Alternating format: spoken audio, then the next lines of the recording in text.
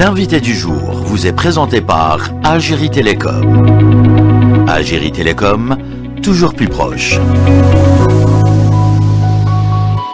Bonjour Monsieur Jalel Bouabdallah, merci d'être en direct avec nous sur les ondes de la chaîne 3 et en direct de notre studio. On va commencer avec le sujet du jour il nous reste qu'un week-end avant la rentrée scolaire et universitaire et l'un des dossiers importants de cette rentrée, c'est la numérisation au niveau de ces deux secteurs. On a vraiment remarqué une avancée en la matière. Un petit exemple, de nombreuses procédures d'inscription se font dorénavant en ligne.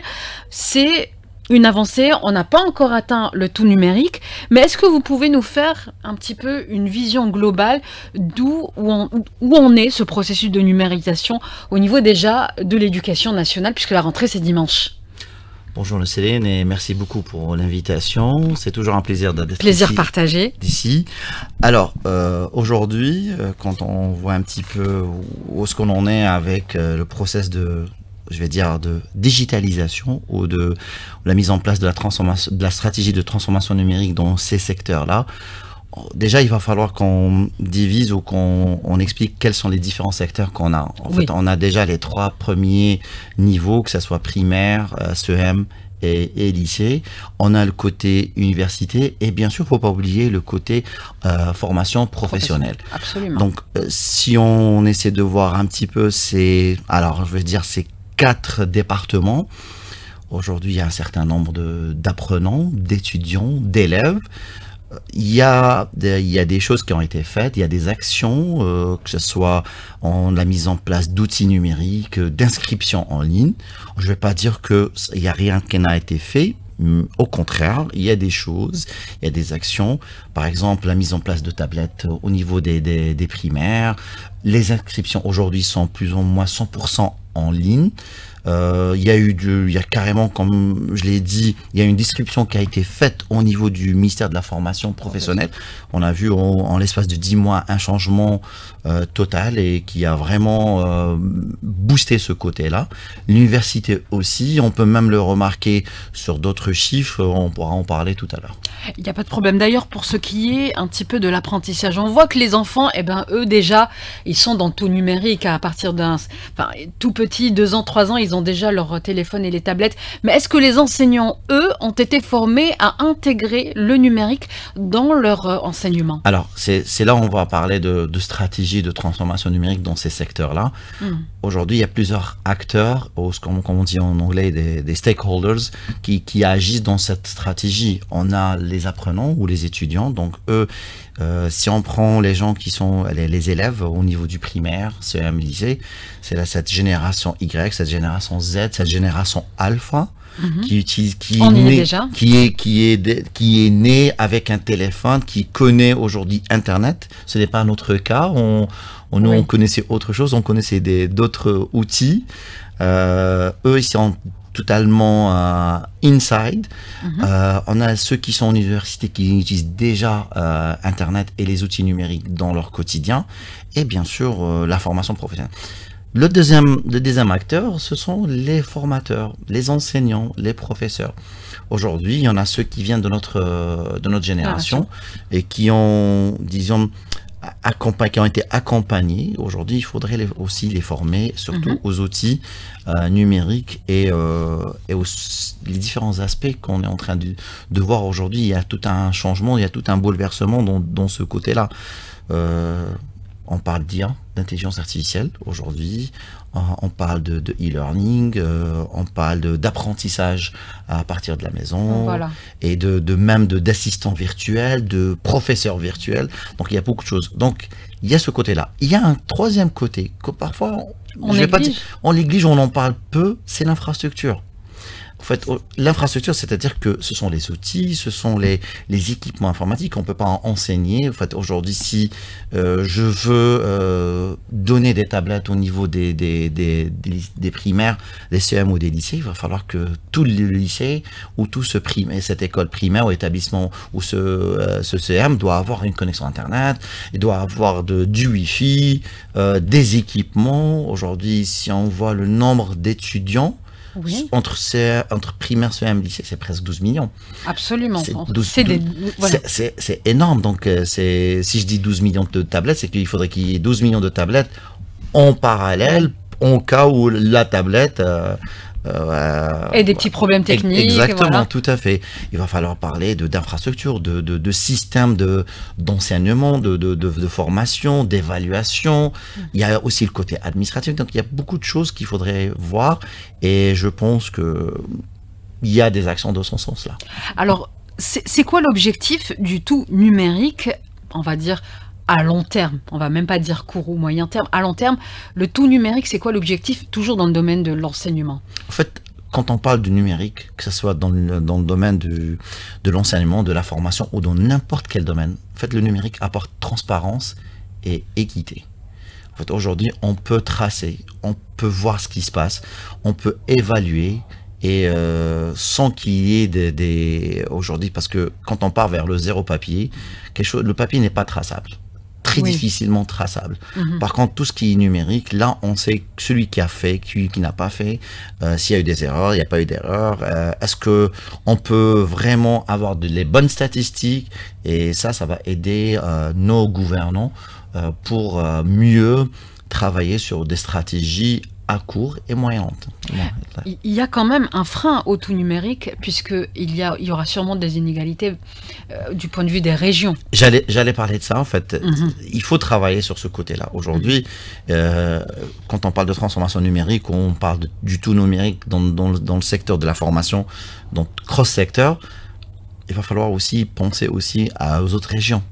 Là où Internet n'est pas accessible, où la 4G n'est pas aussi accessible, où c'est très difficile d'amener la fibre optique, où aujourd'hui il y a aussi d'autres soucis, c'est le coût d'acquisition des équipements informatiques. Aujourd'hui, c'est très très important.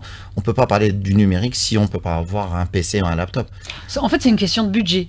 Question de budget, question de réflexion. Aujourd'hui, en fait, le numérique est touché par plusieurs autres secteurs, surtout dans le domaine de la formation. Vu qu'on parle de formation, si je veux, par exemple, prenons un exemple concret. Si on veut mettre une classe type full digital, comment on va-t-on l'avoir? Ou plutôt une école full digital, comment on va l'avoir? On va dire que chaque apprenant, chaque étudiant, chaque élève va avoir une tablette. Il faut que cette école doit avoir de l'Internet. Il faut que cet Internet soit être accessible à toute personne qui est dans l'enceinte de cette école. Il faut que cet Internet ou ces accès doivent être sécurisés. Aussi, il va falloir travailler sur le système d'information qui va permettre au professeur de préparer ses cours, à l'administration de suivre les professeurs, aussi à suivre les étudiants et les apprenants, les élèves. Il faudrait aussi permettre aux parents d'élèves d'accéder et de vérifier et éviter ce fameux où tout le monde doit venir la fin du trimestre pour récupérer le bulletin. Donc vous remarquez dans tout ça, ok, c'est bien sur papier, mais après il faut mettre en place des actions concrètes. C'est-à-dire une gestion, un budget. Aussi, est-ce qu'aujourd'hui il faudrait pousser nos startups, nos entreprises locales à développer ce genre de système d'information, voire mettre en place des partenariats avec des constructeurs pour monter, fabriquer, ou peut-être si on n'arrive pas, voir comment on peut importer.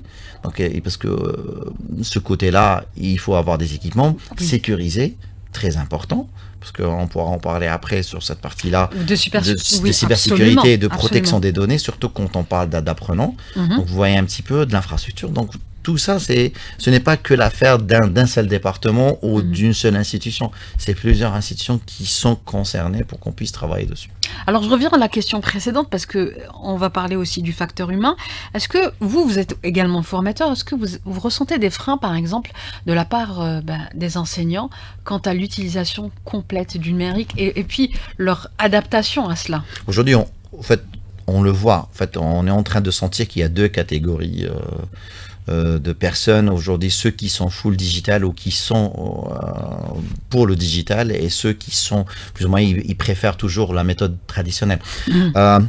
Dernièrement, je donnais une formation et il y a une citation de Monsieur Kaifouli, qui est l'ancien président de Google China, Oui. et qui disait « Ce n'est pas l'intelligence artificielle qui va remplacer les personnes, mais les personnes qui maîtrisent l'intelligence artificielle qui va remplacer ceux qui ne maîtrisent pas. » Moi, je vais prendre cette citation, je vais dire « C'est les personnes qui maîtrisent les outils digitaux qui vont remplacer les personnes qui ne maîtrisent pas ces outils. » Ah bah c'est clair. Aujourd'hui, on est en 2025.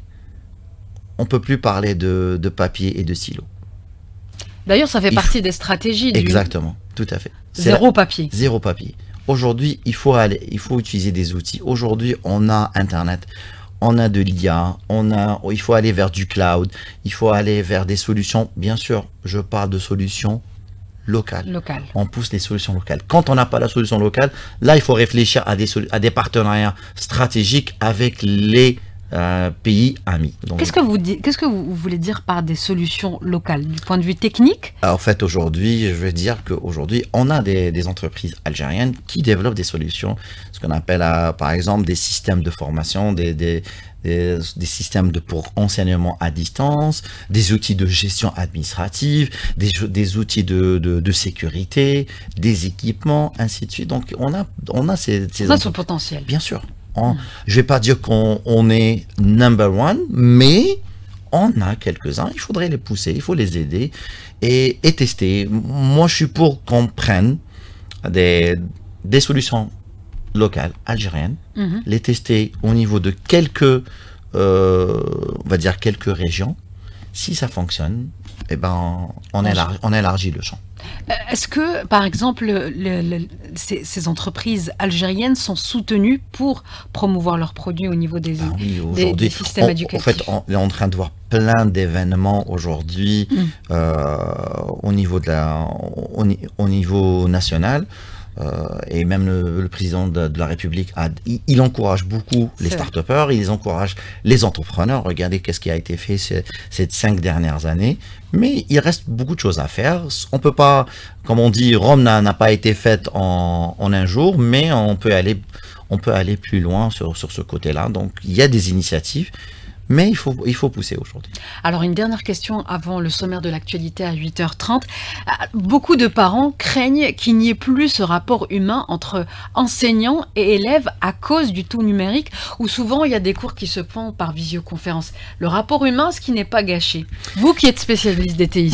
Moi, je suis quelqu'un qui favorise l'utilisation du numérique tout en gardant cet aspect humain. Il faut qu'il y ait toujours cet aspect humain. On pourra en parler tout à l'heure, mais en regardant le cas de la Suède qui était full numérique et qui est revenu un petit peu sur ses pas pour réintroduire le côté traditionnel, pour garder cette relation élève, parent et formateur. Donc, il ne faut pas qu'il y ait de crainte, c'est une question de gestion uniquement. Exactement, tout à fait. Il faudrait qu'on travaille sur ce côté-là. Rebonjour Monsieur Jalel Bouabdellah. Concernant toujours la transformation numérique, on est en plein et on a également cette question qui se pose régulièrement, c'est que la surutilisation de l'IA par les étudiants, la surutilisation, on craint qu'il n'y ait plus cet esprit critique, cet effort intellectuel des apprenants. Alors, si on parle d'IA, ou on va parler aussi de solutions numériques, où les gens ont peur de la surutilisation, des outils numériques, on va dire. Les gens ont peur qu'on perde un petit peu ce côté, ce qu'on a eu nous, notre génération un petit peu. On était des gens qui étaient plus cahiers, cartables, stylos. Oui. Et cette génération, on voit qu'ils sont tous full smartphone, full tablette. Très gamer, très IA, très outils numériques. Je pense qu'il faudrait, en Algérie, il faudrait qu'on parte sur ce qu'on appelle une approche hybride, un petit peu. C'est-à-dire? Alors, une approche hybride, c'est-à-dire qu'on va on va maintenir les fondations pédagogiques traditionnelles, c'est-à-dire les cours magistraux, les travaux écrits, les travaux manuels. Il faut les garder, c'est très, très important. Mais on va intégrer progressivement un petit peu des outils numériques, genre des plateformes d'apprentissage, des vidéos pédagogiques, des quiz interactifs, ce genre de choses. C'est très, très important. C'est là où on va... pour moi, c'est là où on va un petit peu inculquer cette culture digitale. Oui. En même temps, on peut même intégrer on va dire des actions de d'autres institutions. Par exemple, je sais qu'on travaille beaucoup sur l'inclusion financière. Oui, c'est vrai. On travaille beaucoup sur les dangers d'Internet un petit peu, ou de l'utilisation pour les jeunes enfants. Au niveau des établissements scolaires, on peut intégrer ce genre on va dire, de formation ou d'action au tout début. Aussi, il faut un petit peu adapter un petit peu le rythme d'intégration du numérique en fonction du contexte local aussi, du niveau scolaire, parce que primaire, CM, lycée, c'est totalement différent. Et aussi, il va falloir aussi voir les moyens disponibles, tout en veillant à ne pas, comment vous dire, marginaliser les élèves qui n'ont pas, ou les enseignants qui sont moins familiers avec le digital, parce que c'est là on va sentir. Donc il faut aller progressivement, petit à petit, faire ce qu'on appelle du upscaling. Alors c'est quoi le upscaling pour ceux qui ne connaissent pas comme moi? Alors upscale, en fait il y a deux mots qu'on entend assez souvent, upscaling ou reskilling. Donc upscaling, c'est-à-dire monter en compétences, donc former, si quelqu'un connaît il y a un certain niveau, donc monter en niveau. Reskilling, changer carrément de compétences. On utilisait beaucoup à un certain moment, à notre époque, on parlait de reskala. Oui, là ça me parle beaucoup plus. Mais c'est pas du recyclage, en fait c'était du reskilling. Skills qui vient du mot le mot compétence. Il faudrait travailler sur ce côté-là, et je pense que la génération aujourd'hui qui est à la place de nos enseignants, c'est nous qui sommes en train d'enseigner actuellement, c'est vrai. Je pense qu'on utilise, mais il y en a quelques-uns qu'il faudrait peut-être les faire monter en compétences et les aider à comprendre, à mieux utiliser, que ce soit de l'intelligence artificielle ou tout autre outil numérique. Est-ce qu'il ne faut pas contrôler cette intelligence artificielle dans l'apprentissage, quand on voit qu'il y a certains étudiants, par exemple, qui utilisent l'intelligence artificielle dans la préparation de leur thèse, de leur mémoire, etc. Alors, ça, c'est le témoignage même de certains enseignants au niveau universitaire. Je vais dire, quand on était moi, parfois, je demande à ces professeurs, je leur dis, quand on était nous-mêmes, quand on était étudiants, qu'est-ce qu'on faisait pour nous préparer nos thèses? On partait à l'époque, il y avait Internet qui venait tout juste dessus. On était plus ou moins commencé à utiliser Internet. On partait sur les moteurs de recherche. On partait dans les bibliothèques chercher et recopier. Mais là, en l'occurrence, c'était préparé. Tout est préparé. En fait, c'est du copier-coller finalement. Aujourd'hui, il y a des outils pour éviter qu'il y ait du plagiat. En fait, c'est ça, oui. Il y a des outils. En fait, les moyens, il y a d'autres moyens pour contrer si on veut éviter le plagiat, le copiage, ainsi de suite. Regardez, si vous prenez la Chine. La Chine aujourd'hui enseigne de l'intelligence artificielle et l'utilisation de l'intelligence artificielle au niveau du primaire. Oui. Alors. Mais toujours en ayant un contrôle de l'usage. Bien sûr, il faut qu'il y ait un contrôle.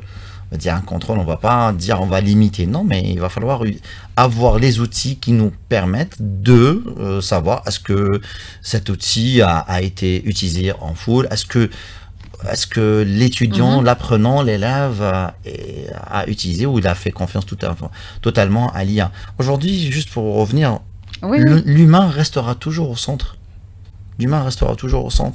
L'IA n'est qu'un outil. C'est la même chose comme si on a donné une calculatrice à un comptable ou un ordinateur à quelqu'un pour travailler.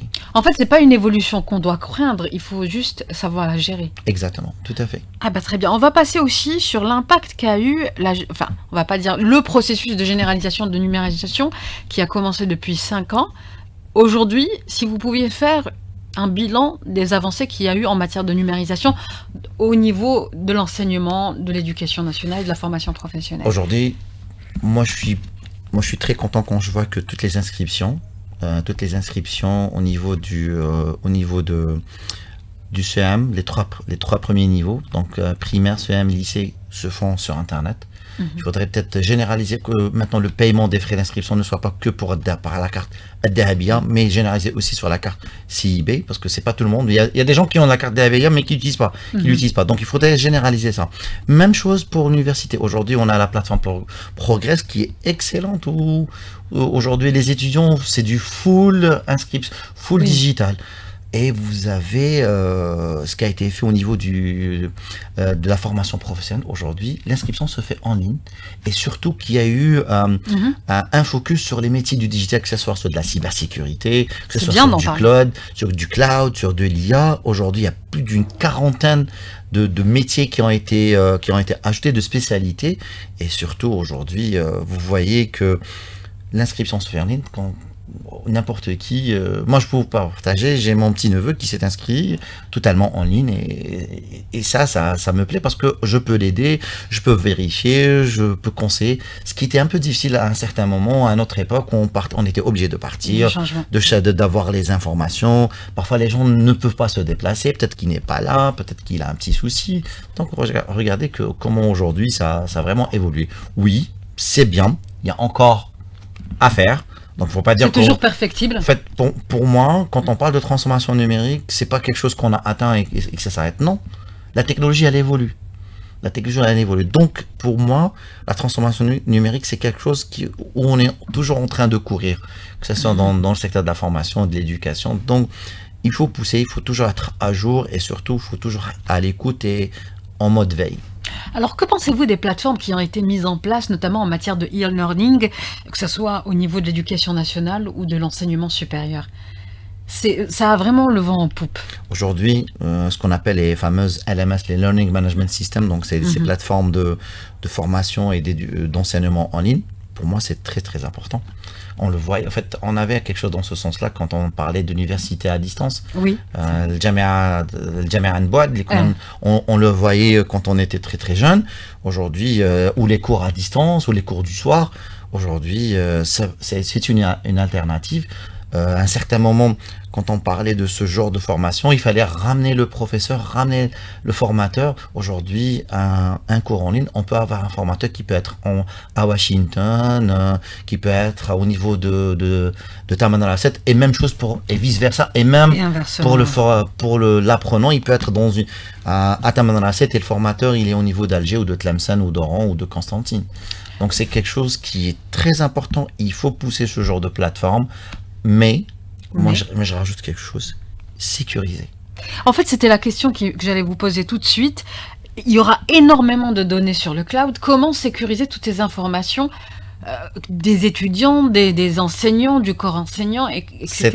et du personnel administratif? C'est très simple, c'est très très simple.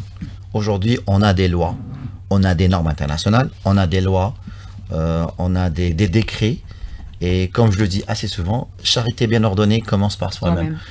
Si on veut montrer l'exemple, il faut déjà, dès le départ, sécuriser. C'est ce qu'on appelle security by design ou ce qu'on appelle privacy aussi by design, où on doit intégrer le concept de sécurité, de confidentialité des informations dès le départ, dès qu'on commence à construire cette plateforme ou ce service-là. Donc, il faut mettre en place les moyens, il faut informer, sensibiliser, que ce soit les apprenants, les formateurs, les administrateurs, tout le monde est concerné et c'est comme ça qu'on pourra réussir et atteindre une certaine sécurité, je ne vais pas dire à 100% parce que ça n'existe pas, et risque zéro, bien sûr, n'existe pas, donc on pourra diminuer le risque et atteindre un certain niveau de sécurité. Est-ce que c'est déjà le cas pour ce qui est de l'Algérie? Oui, aujourd'hui, on a la loi 1007 qui a été complémentée par la loi 2511 sur la protection des données. On a le RNSI, le référentiel national de la sécurité de l'information versant 2020. On a une agence, l'ACI, qui est l'agence de la sécurité des systèmes d'information, qui est là pour aider toutes les institutions, que ce soit publiques ou privées. On a des experts, on a des formateurs. Il faut juste faire confiance et aller vers l'avant. Alors pour la création de ces sites, de ces plateformes, on voit qu'il y a énormément d'incubateurs qui ont été mis en place, notamment dans le domaine de l'enseignement supérieur. Que pensez-vous de l'avancée? Parce qu'on voit des étudiants, comme disait le ministre de l'économie, monsieur Wadah, des startups qui disaient on a de véritables pépites actuellement en Algérie. Est-ce que c'est ceux-là qui vont contribuer à la réalisation de ces sites? Que ce soit ceux-là ou d'autres, parce qu'il n'y a pas que les startups, il y a aussi des entreprises qui existent depuis plusieurs années. Mais moi, je suis pour une collaboration et un échange et un travail. Et surtout, je dis toujours, il faudrait qu'il y ait toujours ce partenariat, ce triple P, partenariat public-privé. Oui. Et je vais rajouter public-privé, start-up, entreprise. Il faut marginaliser personne. Il faut travailler tous ensemble parce qu'on a un seul pays. Et aujourd'hui, il y a beaucoup, on va dire, on n'est plus dans une ère où tout était tranquille. On voit beaucoup de bouleversements, qu'ils soient géopolitiques, au niveau de la scène internationale. Donc il faut vraiment travailler main dans la main et faire avancer les choses et penser à ce qui pourrait faire réussir et faire briller notre pays. Alors, une autre question qui est un peu liée au numérique, c'est la généralisation de l'utilisation de l'anglais au niveau de l'éducation nationale, etc. En quoi ça va contribuer à améliorer la numérisation des écoles? Est-ce que ça a un lien, la langue? Moi, je dirais qu'il y a plusieurs langues.